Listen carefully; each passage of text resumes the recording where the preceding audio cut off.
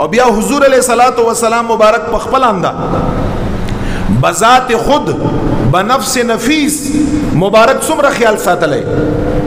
دا کومه خبره چیرته کومه دا متفقون علی دا امام بخاری امام مسلم دوارو دا خبره روایت کړی دا ابا هريره رضی الله عنه اغینا دا حدیث روایت دی ابا هريره فرمایي وی چې په مسجد نبوي شریف کې با یو زنانه وا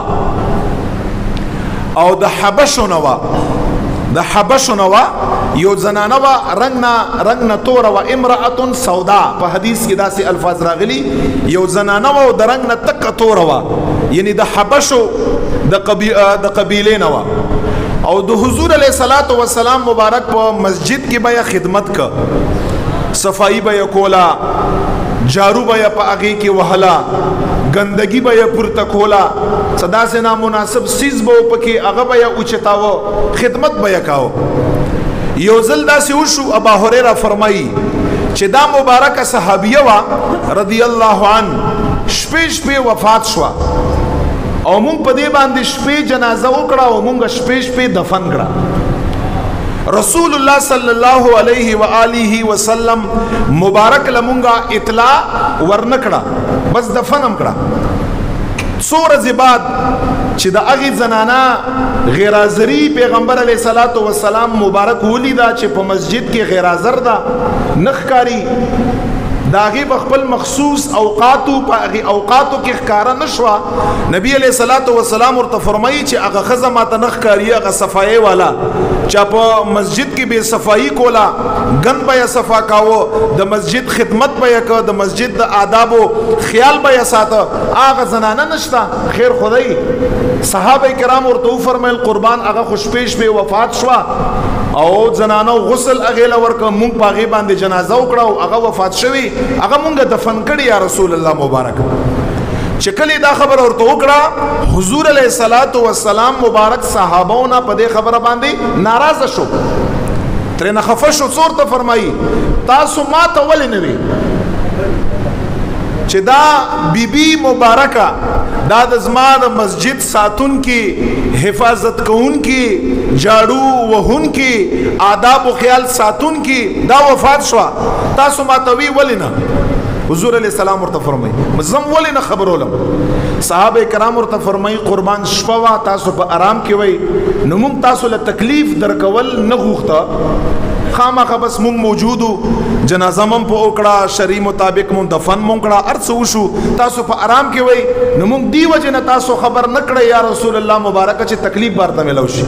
حضور علیہ الصلوۃ والسلام صحابه ته فرمایي چې الله راضي ما سره ټول راضي او ماته قبر روخه یې قبر لورزم ابا هريره فرمایي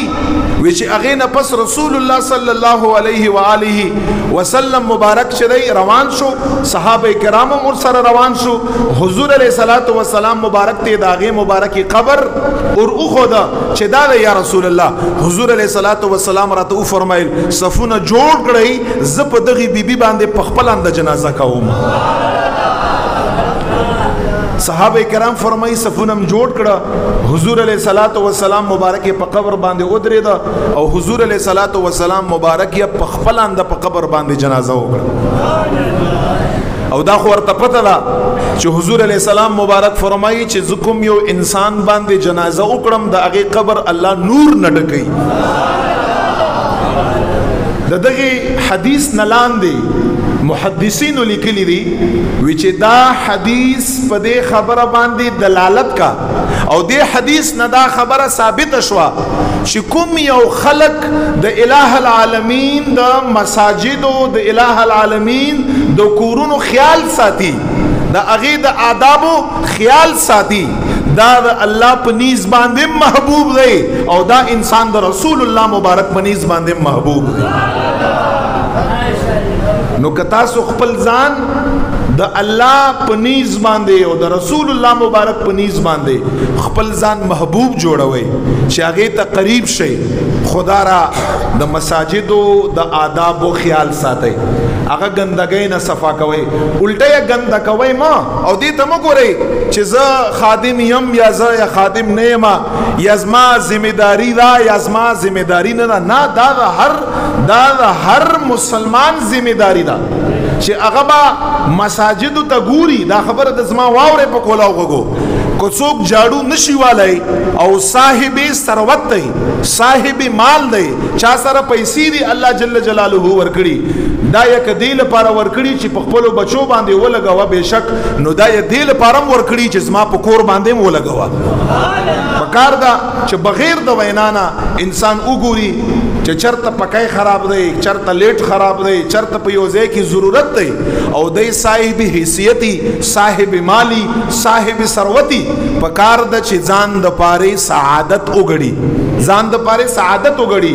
څوک با جمعات نه گند صفا کوي، څوک چې د جمعات تعمیر بکا، څوک په جمعات کې کمای پورا کوي، دا ټول په تعمیرات او د مسجد کې راځي او دا انسان د الله په نظم محبوب دی او د رسول الله په نظم باندې محبوب دی. او زار ته په دې باندې حدیث وایم، دا حدیث واوري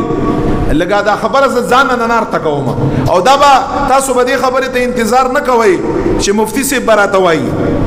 نه زبر ته نه وایم یاد د دغه مسجد متولی